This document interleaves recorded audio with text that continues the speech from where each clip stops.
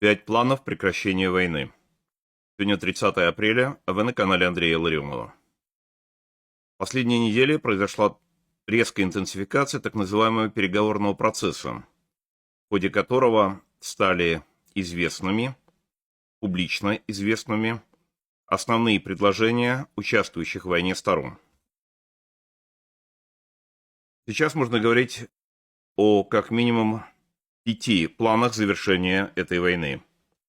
4 официальных планах, представленных участниками, и о 5-м, единственном на сей день варианте, который действительно способен привести эту войну к приемлемому завершению. Каковы эти планы? Что в них общего, в чем они различаются, в какой степени эти планы отражают интересы Украины и способны ли они обеспечить цель достижения устойчивого мира. Начнем с первого плана, не по времени появления, а по вниманию, какое ему уделяется, так называемому плану Трампа. Как известно, 17 апреля в Париже делегация США, возглавляемая госсекретарем Марком Рубио с участием президентских советников Виткофа и Келлога, передала этот план делегациям Украины и европейских стран. Этот план вначале распространился в виде комментариев отдельных публикаций и утечек, на основании которых он был реконструирован и опубликован, в частности, в моем блоге. Эта реконструкция подверглась критике со стороны сторонников Трампа, как якобы фейк-ньюс, пытающийся оборочить благородные усилия американского президента. Однако 25 апреля оригинальный текст плана Трампа был опубликован агентством Рейтер под названием «Рамочное соглашение между Россией и Украиной». По всем пунктам, а иногда практически слово в слово, этот оригинал воспроизвел ту реконструкцию, какая была опубликована в моем блоге. Сейчас этот план хорошо известен, воспроизведем главное его положение. Относительно территории, рамочное соглашение между Россией и Украиной по плану Трампа предусматривает признание Соединенными Штатами де-юре российского контроля над Крымом, признание США де-факто российского контроля над Луганской областью, признание США де-факто контролируемых Россией частей Запорожской, Донецкой и Херсонской областей, возвращение Украине территории в Харьковской области, занятой сейчас российскими войсками, возвращение Украине, текст не очень понятный, но выходит, что какой-то контроль над Запорожской атомной электростанцией, хотя на самом деле далее следует управление станцией со стороны Соединенных Штатов Америки с распределением полученной электроэнергии в обе стороны, то есть и свободной Украине, и оккупированным частям Украины, даже, может быть, России. Кроме того, установление контроля Украины над плотиной Каховской ГЭС. Кроме этого, беспрепятственный проход украинских судов по реке Днепр и установление контроля над Кенбургской косой при впадении Днепра в Черное море. Что касается безопасности Украины, то в плане предусмотрен запрет на членство Украины в НАТО, но возможность Украины членства в ЕС. Что касается гарантии безопасности Украины, то в документе предусматривается запрет на членство Украины в НАТО и возможность для Украины членства в Евросоюзе.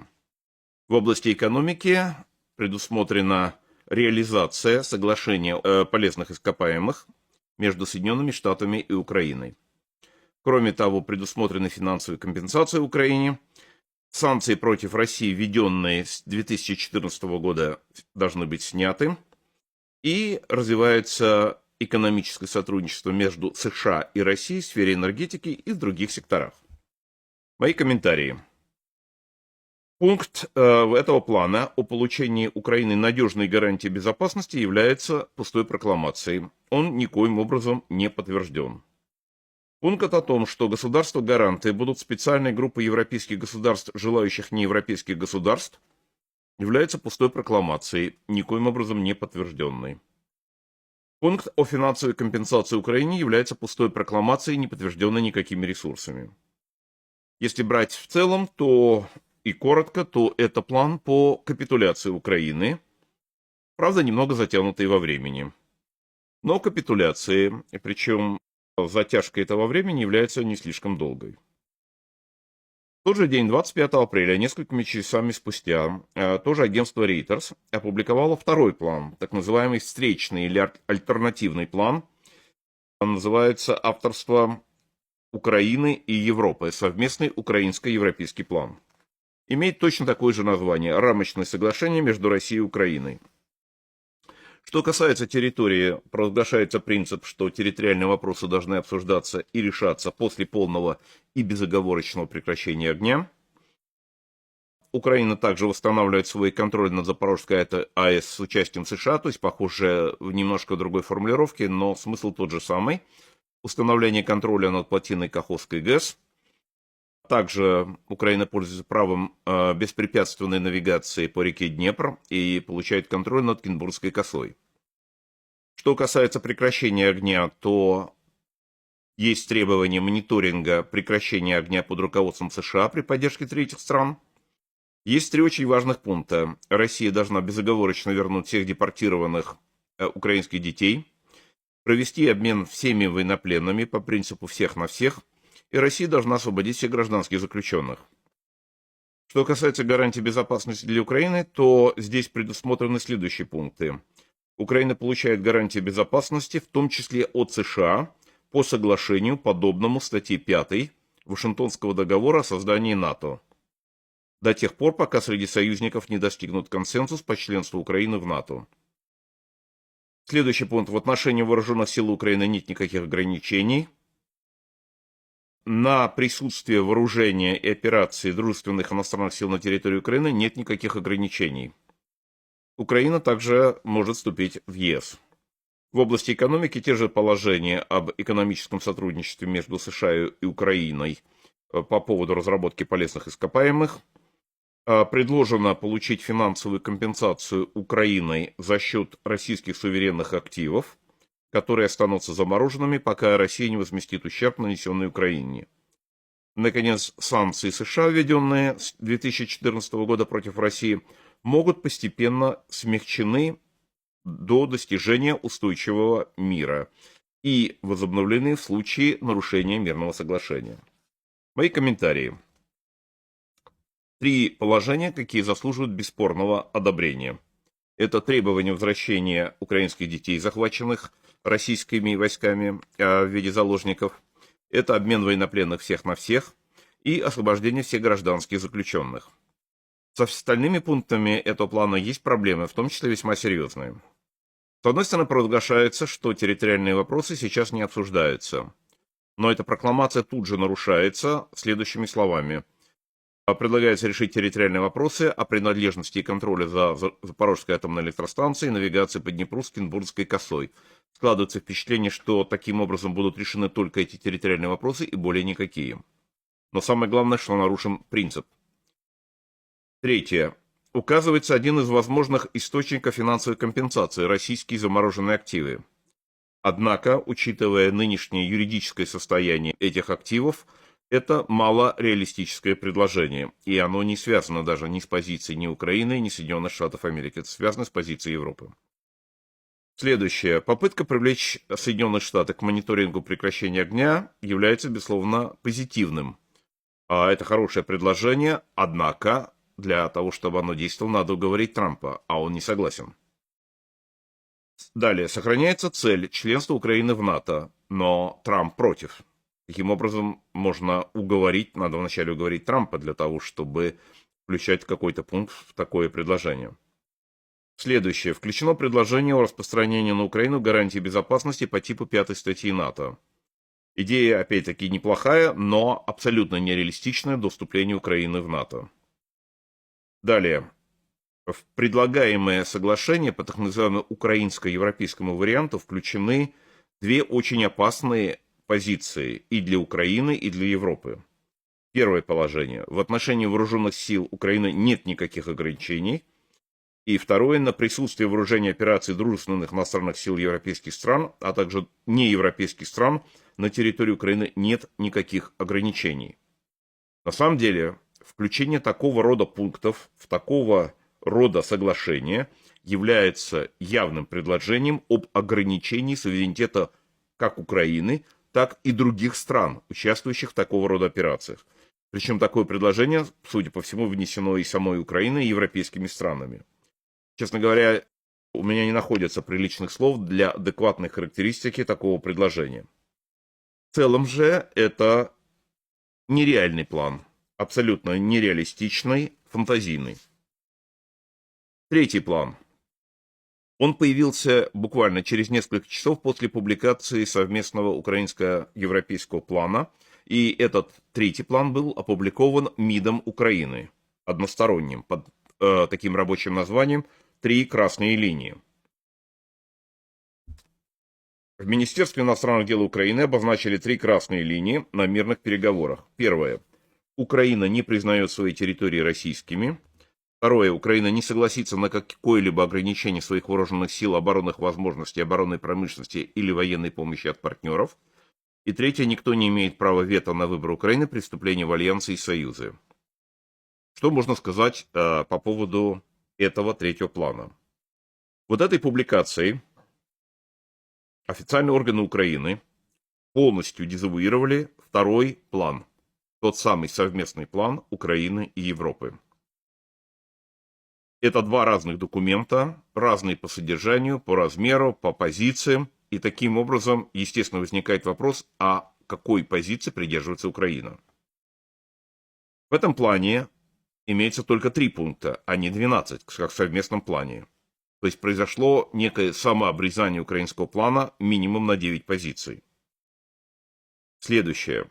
Этот план прямо противоречит тому, что было заявлено в совместном украино-европейском плане относительно обсуждения территориальных вопросов. Там предлагается начать обсуждение с момента прекращения огня. Здесь никакие территориальные уступки не обсуждаются и не признаются.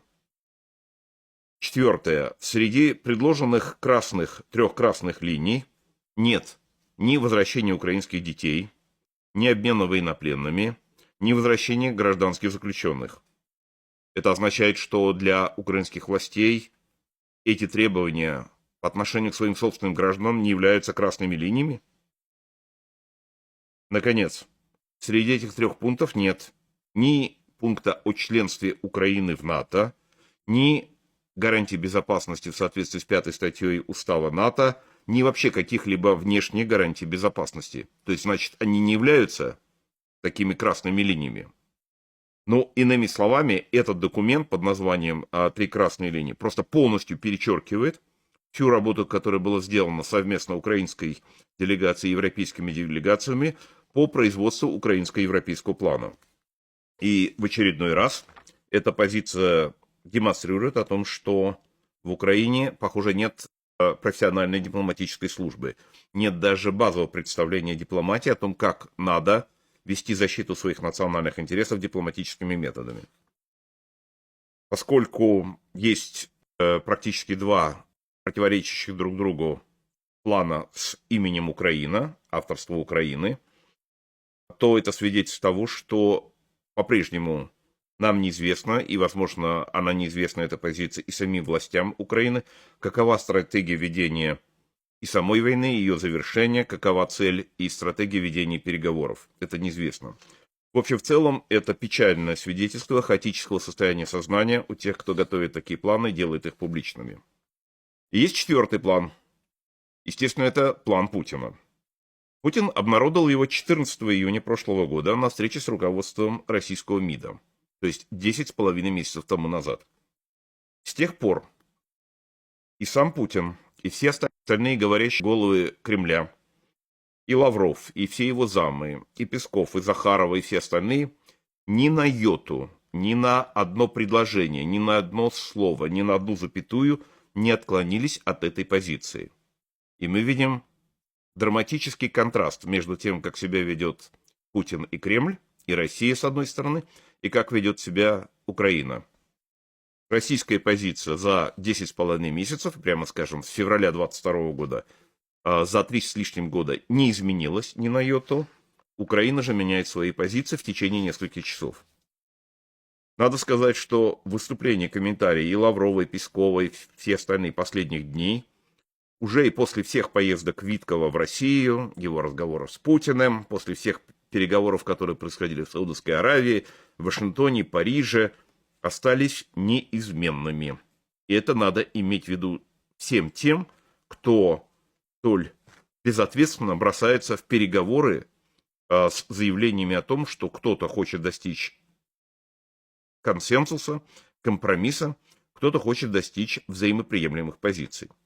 Какова же позиция Путина? Каковы основные пункты плана Путина от 14 июня 2024 года?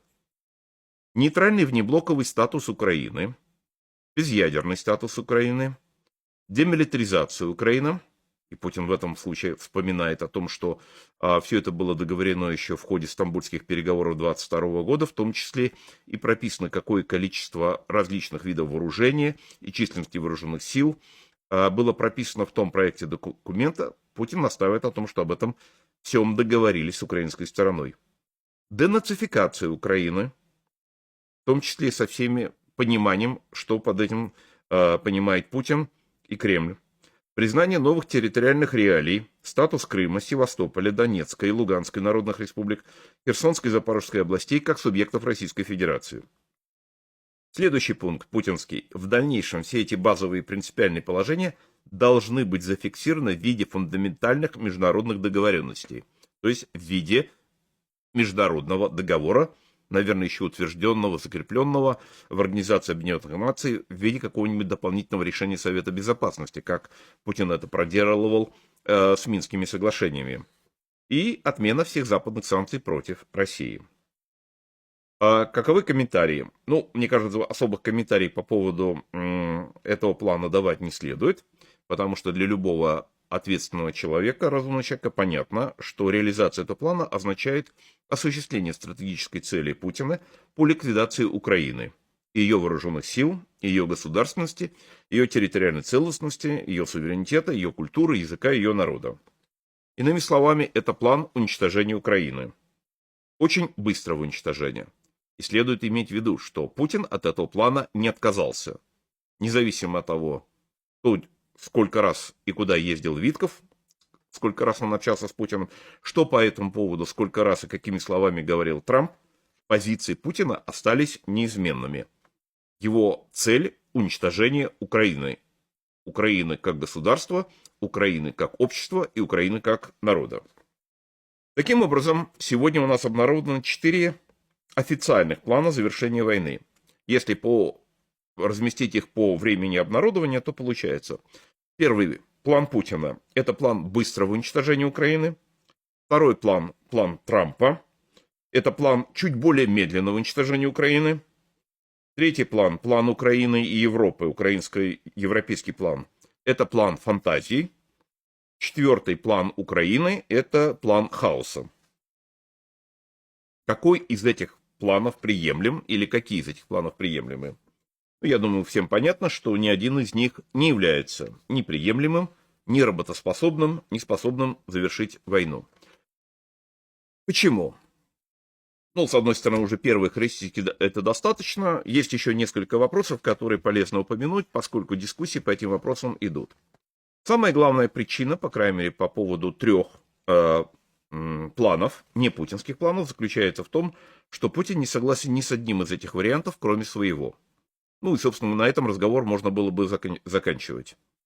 Если он с этим не согласен, то есть он не готов и не подпишет никакой другой документ. Рассмотрим некоторые другие аргументы, какие часто встречаются в ходе дискуссий о так называемых переговорах, перемирии, мире, соглашении, сделке. Есть такое предложение, а не завершить ли российско-украинскую войну по сценарию завершения Корейской войны? Эта тема стала особенно популярной после ряда публикаций на эту тему. Надо прямо сказать, корейский сценарий завершения войны к нынешней российской и украинской войне совершенно неприемлем, он нерелевантен. Он не имеет никакой связи, ничего общего, потому что эти две войны являются совершенно разными. Главное отличие между этими двумя войнами: в Корейской войне участвовали вооруженные силы Соединенных Штатов Америки. Они там воевали в течение 3 лет. в российско-украинской войне вооруженные силы Соединенных Штатов Америки никакого участия не принимали. Вооруженные силы США участвовали в войне, они присутствовали в Корейской войне во время заключения перемирия, они остались в Корее после заключения перемирия, и они находятся там уже 72 года. И вот этот факт участия вооруженных сил США в войне, присутствие их во время заключения перемирия и нахождение их в течение 72 лет на территории Кореи является гарантией, наиболее солидной гарантией, какая существует в сегодняшнем мире, невозобновления этой войны. Естественно, эта гарантия не абсолютная, относительно, но тем не менее последние 72 года эта гарантия действует. Точно такая же гарантия невозобновления войны в Европе заключалась в присутствии вооруженных сил Соединенных Штатов Америки на территории Германии и ряда других европейских стран после 1945 года, в течение всей Холодной войны, а также после ее завершения. Это главное условие того, что в Европе в течение последних 80 лет не началась новая война, большая война. Что происходит тогда, когда американские войска, если они участвовали в военных действиях, уходят? Это хорошо известно, потому что произошло в Южном Вьетнаме в 1975 году, после того, как за 2 года до этого американские войска покинули Вьетнам. В 1975 году Север нарушил мирное соглашение и захватил Южный Вьетнам. Что происходит, когда уходят американские войска в последнее время, мы видели по Афганистану. Даже американские войска не успели еще уйти из Афганистана, но они просто прекратили участие в боевых действиях, и власть в стране была захвачена, и страна была захвачена. И что произошло с теми афганцами, которые придерживались другой точки зрения, работали с Соединенными Штатами или придерживались хотя бы нейтральной цивилизованной позиции? Третье соображение, которое часто надо иметь в виду. И план Путина, и план Трампа, и неявно украинско-европейский план являются планами нарушения прав и самой Украины, но и прежде всего крымско-татарского народа, который неоднократно заявлял о том, что признание Крыма российским является недопустимым. Последнее соответствующее заявление Меджлис крымско-татарского народа принял 24 апреля 2025 года. Четвертый, пожалуй, один из самых важных аргументов против как минимум 3 из этих планов. Путинского, трамповского и завуалированно украинско-европейского. Это либо допущение, либо признание изменения международно признанных границ силой. Это грубейшее нарушение фундаментального принципа международного права, действующего по меньшей мере с Вестфальского мира 1648 года. Этот принцип в последние столетия закреплен во множестве международных документов. По отношению к странам Балтии в декларации Уоллеса 1940 года, в Атлантической хартии Рузвельта и Черчилля 1941 года, в Уставе Организации Объединенных Наций 1945 года и в отношении Крыма, в особенности в Крымской декларации Майка Помпео 2018 года. Как известно, международное сообщество не раз действовало, в том числе силой, для восстановления международно признанных границ, например, как это было в отношении Кувейта в 1990 году, или с помощью международного давления в отношении Индонезии с точки зрения восстановления независимости Восточного Тимора в 2001 году. Поэтому признание участниками переговоров, участниками такого соглашения, в частности с Соединенными Штатами Америки, изменение международно признанных границ силой означало бы подрыв всего мирового порядка, существующего как минимум после Второй мировой войны. Как мы знаем, Трамп уже заявил, что для него уступкой Путина является то, что Путин может, но пока не захватывает всю Украину.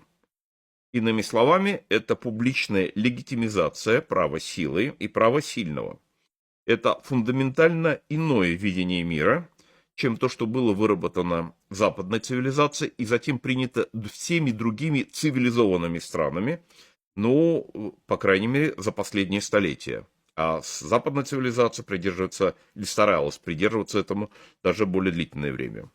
Это право утверждено в 1945 году странами-победителями во Второй мировой войне и Уставом Организации Объединенных Наций.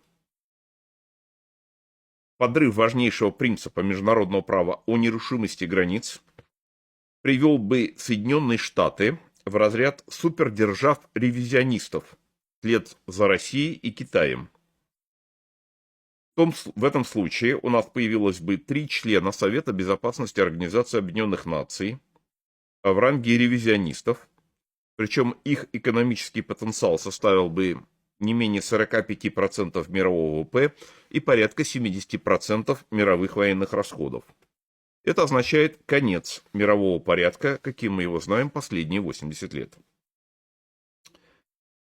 Есть еще один аргумент, что независимо от того, что происходит и что могло бы происходить с точки зрения международного права, Украине во что бы то ни стало необходима передышка, перемирие, поскольку люди устали, надо передохнуть, набраться сил. А за время перемирия Украина окрепнет, получит дополнительное оружие и тогда сможет вести более успешно боевые действия. Это глубокое заблуждение. Что касается передачи Западом Украине оружия в условиях перемирия, можно не испытывать никаких иллюзий. Не передадут. Если в условиях войны, такой войны, какая идет последние 3 с лишним года, американцы и европейцы передают оружие капельно-пипеточно, а сейчас, как мы знаем, последние 3 с лишним месяца в условиях такой войны американцы не передают нового оружия, только остатки старого, то в условиях перемирия при прекращении боевых действий передачу оружия Запад либо сократит до уровня, так сказать, испарины, либо же прекратит полностью. Именно это и нужно Путину, у которого военная промышленность работает на полную мощность. Именно поэтому Путин так и рассчитывает на помощь Трампа в его попытках по принуждению Украины к капитуляции под фиговым листком перемирия. Единственной гарантией безопасности Украины сейчас являются вооруженные силы самой Украины. Они занимаются обеспечением безопасности страны, общества, народа, граждан страны каждый день и каждый час, 24/7, усилиями десятков тысяч своих бойцов и офицеров, с трудом, при напряжении сил, но осуществляет защиту страны. Если же случится перемирие, то при радикальном сокращении поставок западного оружия, или же при их полном прекращении, при неизбежной значительной демобилизации вооруженных сил Украины и общей политической и моральной демобилизации украинского общества, нацеленного сейчас на сопротивление, миллионы украинцев, гораздо адекватнее воспринимающие реальные намерения и планы Путина, гораздо адекватнее, чем Трампы на Востоке и Западе и разные трамписты, предпочтут покинуть Украину, что сделает тогда следующую неизбежную путинскую попытку покорения всей Украины, а также и других стран, гораздо более успешной. Говорят, что риски, связанные с демобилизацией ВСУ и украинского общества, преувеличены. Мол, это не совсем реалистично, люди готовы драться, ненависть, ярость таковы, что это не получится. Увы, есть немалый исторический опыт. В 1938 году, в ходе майского кризиса, когда Гитлер угрожал начать войну против Чехословакии, граждане Чехословакии практически как один встали на защиту своей родины. Тогда вопрос касался только Судет. Через несколько месяцев, когда было заключено Мюнхенское предательство в сентябре 1938 года, реакция чехословацкого общества была уже гораздо более смешанной. А еще через несколько месяцев, 15 марта 1939 года, когда Гитлер оккупировал уже не Судеты, а саму Чехию, то чехи и в Богемии, и в Моравии не пошевелили пальцем, когда их собственную страну оккупировал вермахт. Можно также вспомнить более свежий пример Чечни, которая чуть было не стала независимой Ичкерией. Как известно, в 1997 году с Чечней было заключено не перемирие, а целый мирный договор, по которому можно было ожидать даже признания независимости через какое-то время. Чем все это закончилось? Мы все это знаем. Уничтожением независимости Чечни. Сама Украина дважды заключала Минские соглашения и многократно соглашение о прекращении огня на линии огня во ходе войны на Донбассе. И кто нарушил все эти соглашения? И нужны ли были Путину какие-либо поводы для того, чтобы все это нарушить? Нет. И договор с Чечней, ибо Минские соглашения, и десятки соглашений о прекращении огня, все эти документы нарушил Путин. Тот самый Путин, с которым Трамп и трамписты, путинисты сейчас призывают заключить, так сказать, сделку. Спрашивается, а какова гарантия, что Путин ее не нарушит? Все знают, что гарантия нулевая. Путин гарантированно ее нарушит, причем нарушит ее в любой удобный для него момент. Наконец, есть самая главная причина, почему все предложенные официальные планы прекращения войны являются неработоспособными. Эта главная причина имеет название в английском языке, такое слово enforcement, какое на русский язык лучше всего, наверное, перевести как гарантия исполнения. Во всех этих документах отсутствует главный элемент любого договора, любого соглашения, любой сделки. Отсутствует гарантия исполнения в случае нарушения. По сути дела, это не главный вопрос, это единственный вопрос на сегодня. И если какой-то вопрос и можно было бы обсуждать на любых переговорах, где бы они ни происходили, это вопрос об enforcement, об гарантии исполнения любого соглашения с Путиным. Можно бесконечно долго и тщательно разбирать тонкости и плана Трампа, и украинско-европейского плана, даже плана Путина, любого другого подобного плана, их общие характеристики, различия, сильные и слабые стороны, особенности, детали, но все это второстепенно. Строго говоря, не имеет значения. Главное, имеется или не имеется гарантия исполнения этого соглашения. Мы все хорошо понимаем, что Путин нарушит любое соглашение. Безусловно и неизбежно. Точно так же, как он нарушил все соглашения, все меморандумы, договоры, конвенции, которые были подписаны либо его советскими, либо российскими предшественниками, либо им лично. Тогда возникает вопрос, а когда Путин нарушит соглашение, подписанное им, любой из этих, возникает вопрос, а кто будет обеспечивать наказание нарушителя этого соглашения и каким образом? Кто именно из европейцев или американцев отдаст приказ своим вооруженным силам на боевые действия против путинских войск и персонально Путина?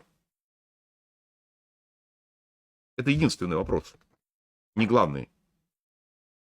И в отношении этой войны, и в отношении тех других путинских войн, и в отношении самого Путина. Поэтому единственный обоснованный ответ на единственный главный вопрос сегодняшнего дня, то и как будет обеспечивать гарантии исполнения любого соглашения, или кто отдаст приказ, звучит предельно трезво и жестко. Из сегодняшних американцев и западных европейцев никто с Путиным воевать не собирается. По разным причинам, но главная причина одна – страх. Они его боятся.